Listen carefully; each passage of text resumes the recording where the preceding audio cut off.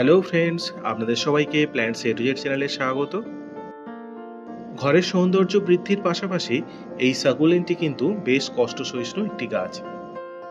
এর নাম হাওয়ার্থিয়া লিমিফোলিয়া। এই সাকুলেন্টটি ঘরের ভিতরে রাখলে ঘরের ভিতরের বাতাসকে বিশুদ্ধ রাখে। আবার ফেংশুই মতে এই গাছ মনকে শান্ত রাখতেও যেমন হেল্প করে, তেমন গাছটি শক্তির প্রতীক হিসাবেও অনেকে বাড়িতে রাখেন। তাই এই সুন্দর গাছটিকে সুস্থ রাখতে কিভাবে পরিচর্যা করবেন এবং কেমন মাটিতে বসাবেন, আজ আমি আপনাদের সেটাই বলবো এই ভিডিওতে। তাহলে চলুন জেনে নেওয়া যাক।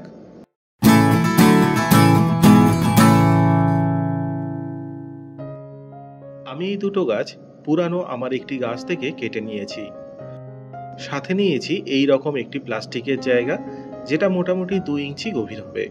এটার মধ্যে যে মাটির মিশ্রণটা নেব সেটা বানাতে নিয়েছি আগে থেকে ধুয়ে নেওয়া 60% বাড়ি তৈরির জন্য যে লাল বালি ব্যবহার হয় সেই বালি, সাথে 20% কোকোপিট, 10% হাড় গুঁড়ো আর 10% সর্ষের খোল গুঁড়ো। এই 4টি উপাদানের সাথে হাফ চামচ সাব ফাঙ্গিসাইড। এবার এইগুলোকে ভালো করে মিশিয়ে নেব। এই রকম কিছু নুড়ি থাকলে কোনো অসুবিধা নেই, কারণ সাকুলেন্ট এই রকম আলগা বালি মাটিতেই জন্মায়, বিশেষ করে যে মাটিতে জল জমে থাকবে না একদমই। তাই সব উপাদানগুলোকে ভালো করে মিশিয়ে নিয়ে এটার মধ্যে নিয়ে নিলাম।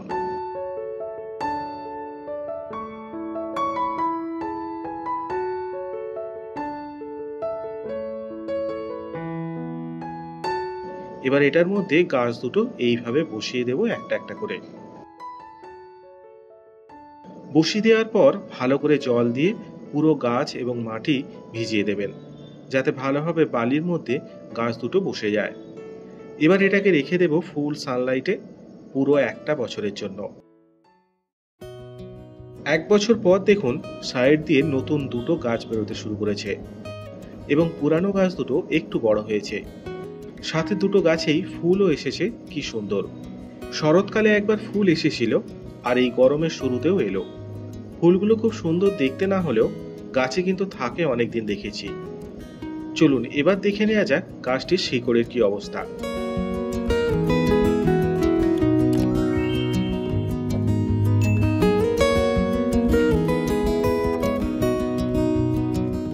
শুধু যে গাছ দুটো শিকড়ই বেড়েছে তা নয়, একটা গাছ থেকে আর একটা গাছে শিকড়ের একটা কানেকশনও হয়েছে দেখছি, যেন দুজনেই দুজনকে খাবারের যোগান দিয়ে হেল্প করে গেছে।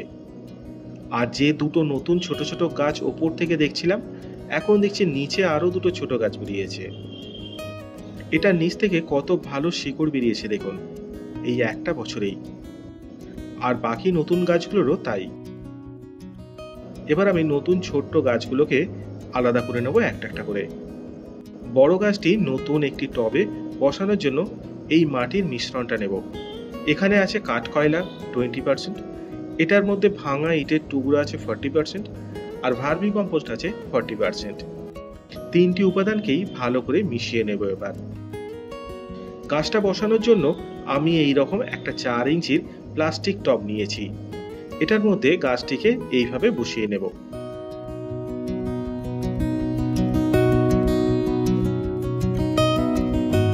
এটি একটি সাকুলেন্ট প্রজাতির গাছ হওয়াতে শুধু খেয়াল রাখবেন গাছের গোড়ায় জল যেন না বেশি দিনের জন্য জমে থাকে। আর তার জন্য আমি যেভাবে দুটো মিডিয়া দেখালাম, সেই দুটো মিডিয়াতে আপনারা এই গাছকে বসাতে পারেন। বর্ষায় এই গাছে জল দেবেন না, আর বাকি সিজনে মাসে একবার করে দেবেন। এই গাছের পাতাগুলো দেখতেই পাচ্ছেন কত মোটা। এর মধ্যে এমনিতেই এই গাছ খাবার এবং জল সংগ্রহ করেই রাখে, তাই অতিরিক্ত জল এই গাছের সবচেয়ে বড় শত্রু। খুব রোদে হোক কিংবা ঠান্ডায় এই গাছের কোনো ক্ষতি হতে আমি অন্তত দেখিনি। 8 থেকে 42 ডিগ্রি টেম্পারেচার অনায়াসেই সহ্য করে নেয় এই গাছ। তবে এই গাছকে ছাওয়াতে রাখলে এর পাতাগুলো একটু বেশি সবুজ হয়, আর রোদে রাখলে কালচে সবুজ হয়ে যায়। তবে মাঝে মাঝে জলে স্প্রে করে এর পাতাগুলো ধুয়ে দেবেন, তাহলে পাতার খাঁজে খাঁজে জমে থাকা ধুলো ময়লা পরিষ্কার হয়ে গিয়ে গাছটাকে দেখতেও বেশ ভালো লাগবে। মাটির সাথে যেটুকু খাবার দেওয়া হয় এই গাছের সেটাই যথেষ্ট। 1 বছর আর কিছু খাবার দেওয়ার দরকারই পড়ে না। আর খাবার দিচ্ছেন না বলে যে এই গাছের বৃদ্ধিটাই কমে যাবে তা কিন্তু নয়। এমনিতেই এই গাছের বৃদ্ধি খুব ধীরে হয়, তাই বেশি খাবার দিলেও এই গাছ নেয় না, বরং তাতে এই গাছের ক্ষতিই হয়। এই হাওয়ার্থিয়া লিমিফোলিয়া সাকুলেন্ট গাছটির মতোই আরেকটি সুন্দর সাকুলেন্ট গাছ হলো এই জেট প্ল্যান্ট। আর এই জেট প্ল্যান্টের কাটা ডাল থেকে নতুন গাছ কিভাবে বানাবেন এবং এই গাছকে ভালো রাখতে কোন কোন 4টি গুরুত্বপূর্ণ টিপস মেনে চলবেন সেটা জানতে চাইলে আমার এই ভিডিওটি আপনারা দেখতে পারেন। তাহলে জলের দরকার খুব কম, মাসে মাসে খাবার দেওয়ার ঝামেলাও নেই, যেখানে খুশি রাখাও যায়, আবার রোগ পোকার আক্রমণও হয় না। তাহলে বুঝতেই পারছেন বন্ধুরা, এমন একটা সুন্দর গাছের দাবি দেওয়া বলতে কিছুই নেই তেমন। অল্পেতেই খুশি এই গাছ। আমাকে কমেন্টে জানাবেন বন্ধুরা, আপনাদের কি মনে হয় এই সাকুলেন্টটি সম্পর্কে। ভিডিওটি তাহলে আজ এখানেই শেষ করছি। ভালো থাকবেন সবাই, সুস্থ থাকবেন সবাই। আর যদি ভিডিওটি ভালো লেগে থাকে তাহলে please like, comment, share and please subscribe my channel.